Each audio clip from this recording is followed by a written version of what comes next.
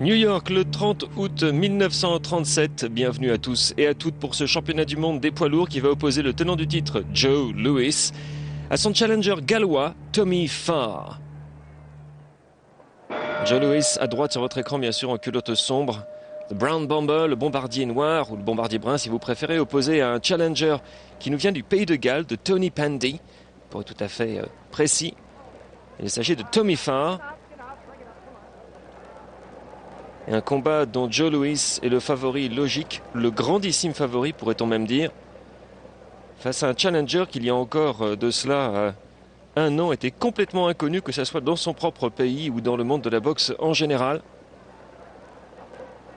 Joe Louis a conquis ce titre de champion du monde des poids lourds dans son combat précédent face à James Braddock, qu'il avait mis KO à la 8e reprise.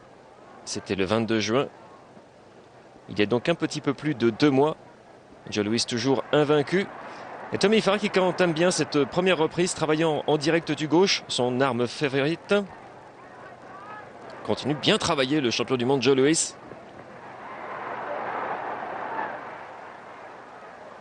Visiblement pas du tout intimidé par le décor, les 32 000 spectateurs qui sont réunis ici à New York pour voir ce grand champion Joe Louis défendre sa couronne. Enfin, très concentré à gauche sur votre écran. À la fin de la première reprise, une première reprise dans laquelle le challenger a fait une excellente impression.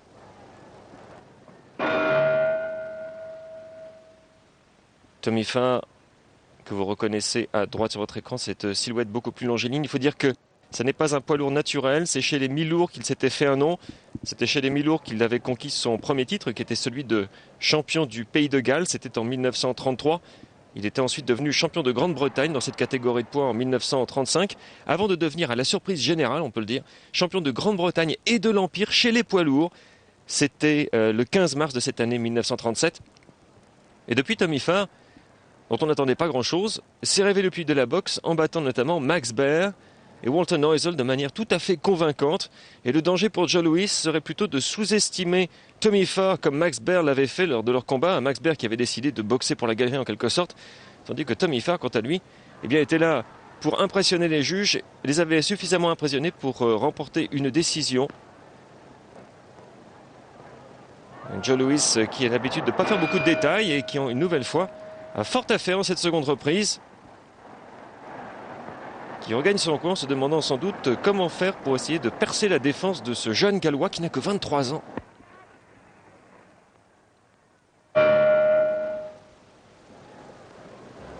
Les combats entre Joe Louis et ses challengers ne durent généralement pas très longtemps. Farr qui continue de travailler en direct du gauche. Cette arme qui lui avait valu de marquer tellement de points contre Max Baer. Un combat qu'il avait remporté à la surprise générale à une bonne droite de Joe Louis. Mais Farr qui réplique immédiatement.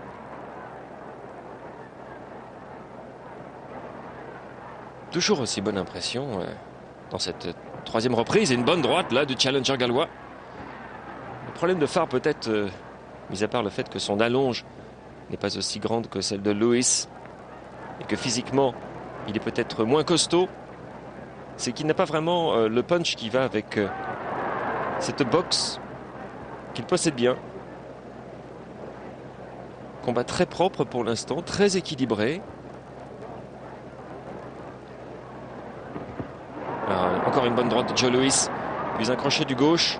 Mais à chaque fois qu'il est frappé, Farr avance sur Louis, refuse de laisser le champion du monde lui imposer son rythme. Fin de la troisième reprise. Aussi équilibrée que les deux précédentes. Bienvenue de retour à New York pour la 4e reprise de ce championnat du monde des poids lourds entre le tenant du titre Joe Louis, à gauche sur votre écran bien évidemment, et son challenger Tommy Farr, le Gallois, champion de Grande-Bretagne et de l'Empire, et qui a fait très grosse impression lors des 3 premières reprises. Donc il est véritablement mis en danger Joe Louis. Ce serait peut-être en demander un petit peu trop de celui qu'on surnomme la terreur de Tony Pandy, du nom de son village natal. Mais il a fait preuve de beaucoup de cran. Il a marqué des points. Il a bien travaillé Louis. Une des choses les plus impressionnantes chez Farr, c'est sa défense. Et lorsque cette défense est transpercée par les crochets de Joe Louis, crochet du droit en particulier, il a visiblement un menton assez solide pour pouvoir encaisser les punchs. Il travaille bien en direct du gauche, vous voyez comment il maintient son adversaire à distance. Et Louis qui n'arrive toujours pas à faire la différence.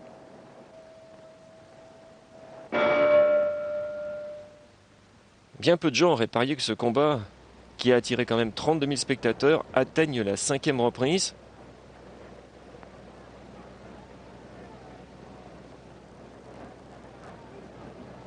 Farr qui n'est pas extrêmement mobile, mais qui est bien vivace, bien vif. Et dont le direct du gauche est extrêmement efficace. Et là, une bonne droite qui accueille Joe Louis à la pommette droite. Louis toujours aussi déterminé, on sait que c'est une espèce de professeur des rings. Ce calme, cette concentration lui ont valu autant que sa puissance de devenir champion du monde. Je vous rappelle que c'est la première fois que Louis défend ce titre de champion du monde, conquis il y a un peu plus de 2 mois face à James Braddock. Il avait mis Braddock KO à la 8e, mais pour l'instant, le challenger Tommy Farr fait mieux que bien tenir. Vous voyez comment il continue de travailler en direct du gauche en suivant une série de 3 directs, 3 jabs par un crochet du droit. Et encore une reprise dans laquelle Tommy Farr a fait pratiquement jeu égal avec Joe Louis, qui est peut-être légèrement en tête sur les cartes des juges, mais très légèrement, croyez-moi. Ce jeune champion gallois qui n'a que 23 ans fait grosse impression.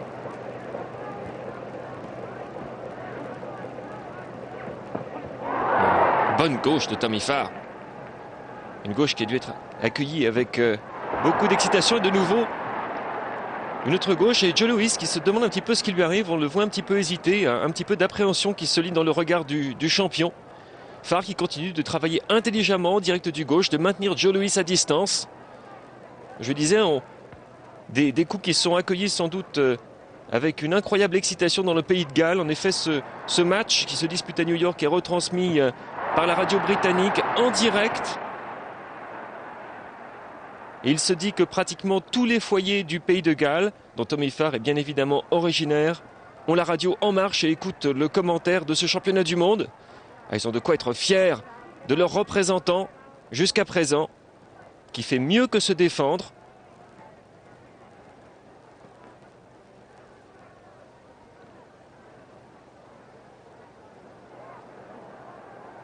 Bon travail encore en direct du gauche. Excellent travail. Et Joe Louis qui a du mal à trouver la solution au problème que lui pose le Gallois.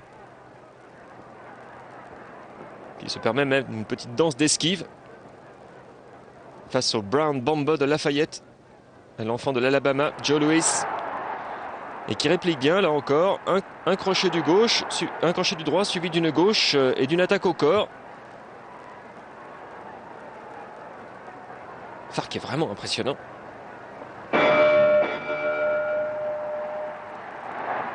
Est-il surpris lui-même de la qualité de son combat? C'est difficile à dire. Il s'est véritablement révélé, Tommy Farr, au cours des 2 précédentes années, après un début de carrière extrêmement difficile. Imaginez-vous que ce jeune Gallois a déjà disputé près de 200 combats. J'ai dit 200, alors qu'il n'a que 23 ans. Sur ces 200 combats, 80 combats pro. En fait, il est passé pro, dit-on, à l'âge de 12 ans. Lorsqu'il a eu le choix entre descendre à la mine ou monter sur le ring, il a choisi le ring. Et bien lui en a pris, puisque le voilà en cette soirée du 30 août 1937 face à Joe Louis, le champion du monde des poids lourds. Et il est loin d'être ridicule, Farr. Très très loin. Surtout quand on compare sa prestation à celle des autres adversaires de Joe Louis dans sa longue et sûre ascension vers ce titre de champion du monde. Et là, Louis qui passe la surmultiplier un petit peu dans cette 7e reprise et qui passe une bonne série d'uppercuts au visage de Farr qui est en difficulté, aucun doute. Farr va-t-il pouvoir tenir? La défense qui commence à crouler du côté du Gallois. Et Louis, très efficace en uppercut du gauche comme du droit. Mais pour l'instant, Farr tient bon. Il a perdu pas mal de combats dans sa jeune carrière, Farr, mais il en a perdu très peu par KO. J'ai l'impression qu'il a été touché au-dessus de l'arcade sourcilière gauche. Le sang qui coule sur son visage et encore un uppercut du gauche de Lewis qui a dû faire très mal.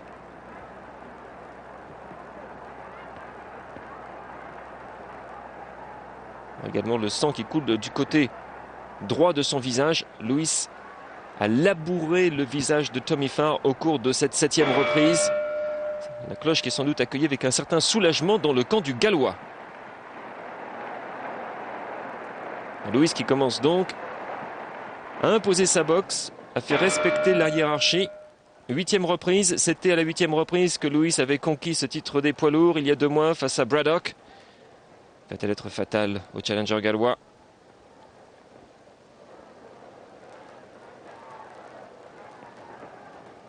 Il faut que Farr retrouve la boxe qui avait été la sienne au cours des 6 premières reprises, où c'était notamment l'utilisation très intelligente de son jab du gauche qui lui avait permis de garder Lewis à distance. Et là, bonne réaction du Gallois.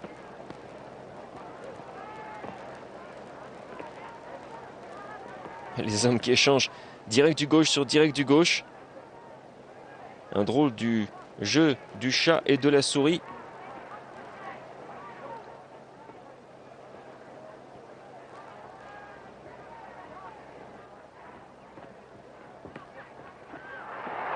Oh, bonne attaque de Farr et on a vu Joe Louis trembler sur ses genoux. Absolument aucun doute. Et une nouvelle fois, c'est un direct du gauche de Tommy Farr qui a créé le danger. Un direct du gauche qu'il a pu suivre immédiatement par un excellent crochet puis par un autre. Louis qui est en difficulté. Farr qui presse le champion du monde dans les cordes. Et Louis qui a toutes les peines du monde à se défaire de ce pugnace adversaire qu'on n'attendait certainement pas à pareille fête.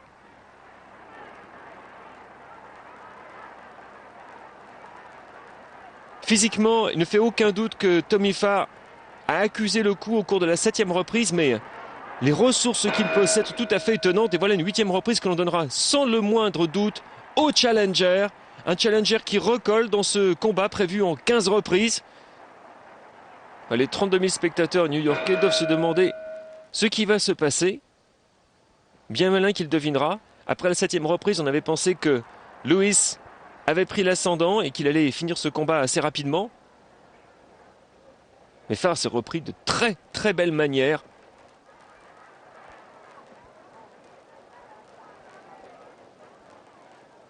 Et il continue d'aller de l'avant comme le doit tout challenger.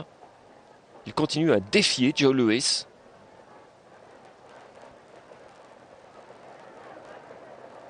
Louis travaille également en direct du gauche.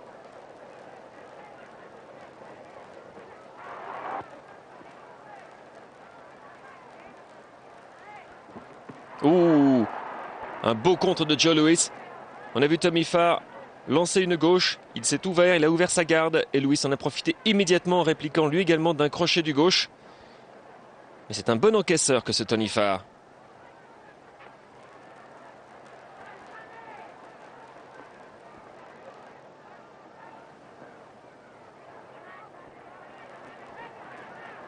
En fait, si l'on regarde les résultats des combats précédents de Farr, qui là encore une fois pousse Joe Louis dans les cordes. Si l'on regarde les résultats de ses combats précédents, on se rend compte qu'il n'a jamais été mis KO. Il a perdu pas mal de combats, je vous le disais, notamment au début de sa carrière, lorsqu'il avait quitté le Pays de Galles pour aller tenter sa chance à Londres comme boxeur professionnel alors qu'il était encore adolescent. Eh bien, il n'a perdu aucun combat sur KO. Son visage porte les traces du barrage de coups qui lui a été infligé par le champion du monde Joe Louis. Mais Tommy Farr tient bon le coup. La 10e reprise d'un combat prévu en 15.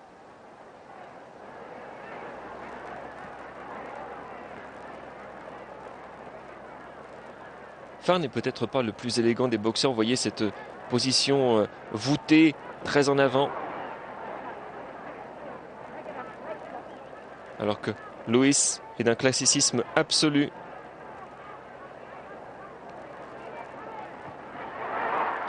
Belle réaction encore de Farr, alors que Joe Louis l'avait travaillé en direct du gauche, mais immédiatement une combinaison gauche-droite-gauche du Gallois. Et Lewis doit faire attention. Il ne peut pas se permettre de baisser sa garde. Il n'y a aucun doute, on sent une certaine appréhension dans le visage et dans le regard de Joe Louis. C'est tout à fait inhabituel.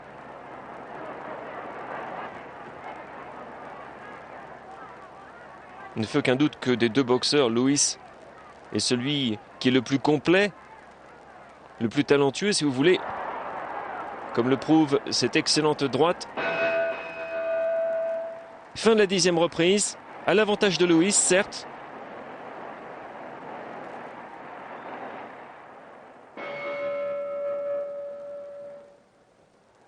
Farr peut-il tenir la distance? Et s'il tenait la distance, quelle serait la décision des juges?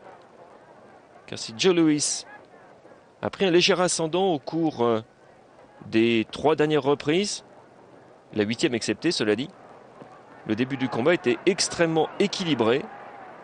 Et en fait, on aurait pu donner plusieurs reprises au challenger gallois. Ce serait très intéressant de voir comment les juges ont vu ce combat. Il ne s'agit pas seulement du style et de l'élégance, auquel cas Louis serait bien évidemment un vainqueur très net, mais également du nombre de coups qui sont arrivés à destination. Et Farr qui croit en ses chances et qui a marqué beaucoup de points, notamment en début de combat. On ne sent absolument aucune crainte du côté du jeune Britannique. Bien au contraire. Pourtant son visage porte les marques des coups infligés par Louis. Le visage de Louis, quant à lui, paraît relativement indemne comparé aux arcades sourcilières et au nez de son challenger, qui ne sont plus qu'une masse de chair gonflée et tuméfiée de sang.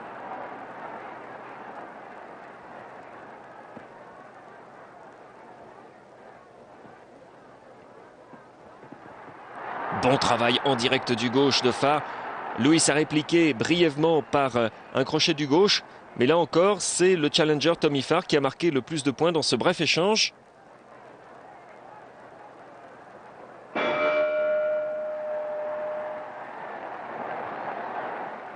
Et Farr qui est bien revenu dans le combat alors qu'on pensait que Joe Louis était justement en train de poser son autorité sur le combat. 12e reprise. Encore 9 minutes à boxer pour Tommy Farr, à gauche sur votre écran, face au champion du monde Joe Louis, que l'on ne présente pas, que l'on ne présente plus. Joe Louis qui ne s'attendait certainement pas à un tel traitement de la part de ce challenger gallois qui, je vous le répète, était quasiment inconnu aux États-Unis avant ce combat. Il était arrivé uniquement sur la base de sa réputation, d'une réputation acquise sur le continent européen lorsqu'il était devenu champion de Grande-Bretagne et de l'Empire des poids lourds, et cela après avoir sauté de catégorie. C'est un mi-lourd naturellement que ce Tommy Farr.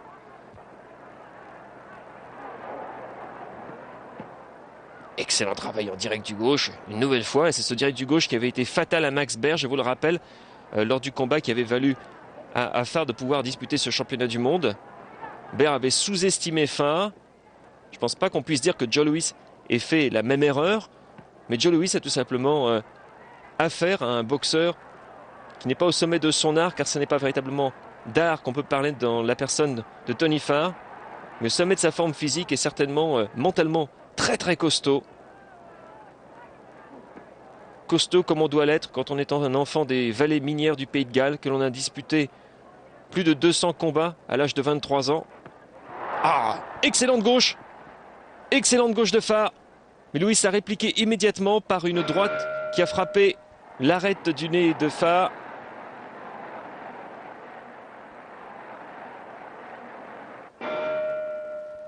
Treizième reprise. Une 13e reprise sous le signe de l'incertitude et qui, comme les précédentes, s'ouvre par une série d'échanges de direct du gauche entre Louis et Farr. Les fleurettistes qui font les premières passes d'armes avant d'ouvrir le combat pour de bon.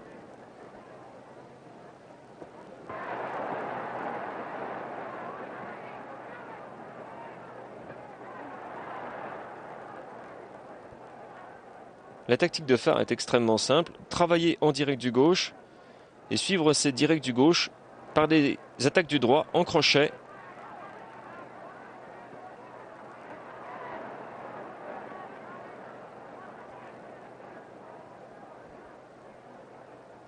Période de calme relatif dans un combat qui a été extrêmement animé jusqu'à présent. Très très clair. Beaucoup de cran de la part de Farr qui une nouvelle fois n'hésite pas à se lancer à l'assaut. C'est peut-être un petit peu dangereux d'ailleurs de la part du challenger. S'ouvrir ainsi à un contre de Joe Louis. Et pour l'instant, Louis n'a pas été capable de profiter des rares ouvertures que Farr a laissées dans sa défense.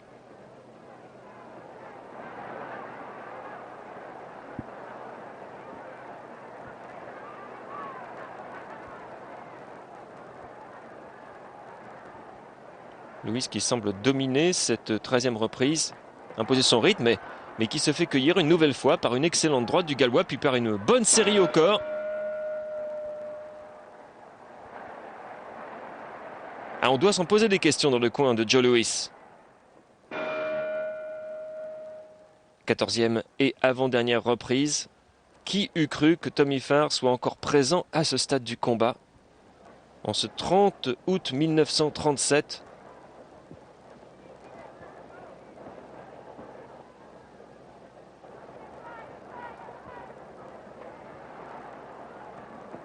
Le visage de Farr est extrêmement marqué.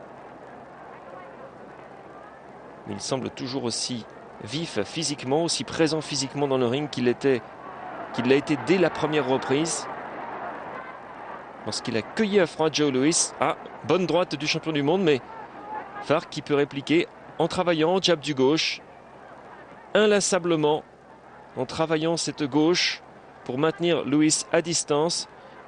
Et l'empêcher de placer ses combinaisons très rapides des deux mains qui sont la marque de fabrique du nouveau champion du monde.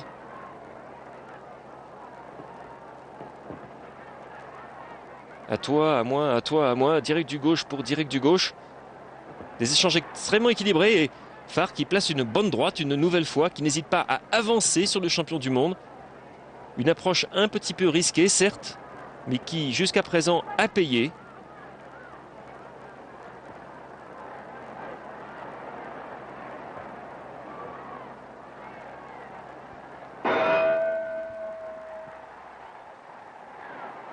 Farr regagne son coin, un peu fatigué, comme ça se comprend. Bienvenue de retour à New York en ce 30 août 1937, où Tommy Farr et Joe Louis disputent la 15e et dernière reprise de leur championnat du monde. Tommy Farr à droite sur votre écran, le grand Joe Louis, vous l'avez reconnu sans aucun doute. Et c'est une énorme reprise que de voir ces deux hommes encore sur le ring dans ce 15e round, comme c'en est une autre que de voir ce brave challenger gallois continuer d'aller à l'attaque du champion du monde et le mettre en difficulté à l'ouverture de cette dernière reprise d'un combat incertain. Un combat qui a électrifié, électrisé les 32 000 spectateurs new-yorkais qui étaient venus en principe assister à un nouveau couronnement de Joe Louis, on peut le dire, mais qui ont vu à la place la révélation d'un grand talent, d'un mi-lourd de Grande-Bretagne qui est passé à la catégorie des lourds et qui a fait mieux que se défendre, qui a mis en difficulté Joe Louis. Et la décision des juges va être extrêmement serrée, même si pour l'instant, elle semble être légèrement à l'avantage du champion sortant, qui a eu de grosses difficultés en début de combat, mais qui s'est bien repris dans la seconde moitié, notamment à partir de la 7e reprise, mais Farr qui termine extrêmement fort cette 15e reprise. Louis paraît plus frais physiquement, mais quel courage de la part de Farr. Farr qui tente son va-tout dans un combat extrêmement ouvert, extrêmement propre, entre deux vrais boxeurs. On a vu très très peu de temps mort, aucun désir de la part des deux pugilistes de casser le combat en s'enlaçant lors de corps à corps incessants. Non, pas du tout. Et Farr qui place une bonne droite au visage de Louis. Farr qui continue de travailler patiemment. C'est la fin de cette 15e reprise. Les deux hommes peuvent s'enlacer. On va faire un spectacle absolument magnifique. Joe Louis et Tommy Farr, le Gallois. Le public peut se dresser pour applaudir les deux hommes. Un championnat du monde magnifique. Beaucoup plus serré que ce à quoi on pouvait s'attendre. Alors, que vont décider les juges? Écoutons l'annonceur. The winner and still champ Et c'est donc Joe Louis, mais un public, vous l'entendez, le public de New York qui hue. Ce qui est bien triste car Joe Louis mérite beaucoup mieux que cela, mais Joe Louis a eu très peur. En tout cas, Tommy Farr, son challenger, sort grandi de cette défaite.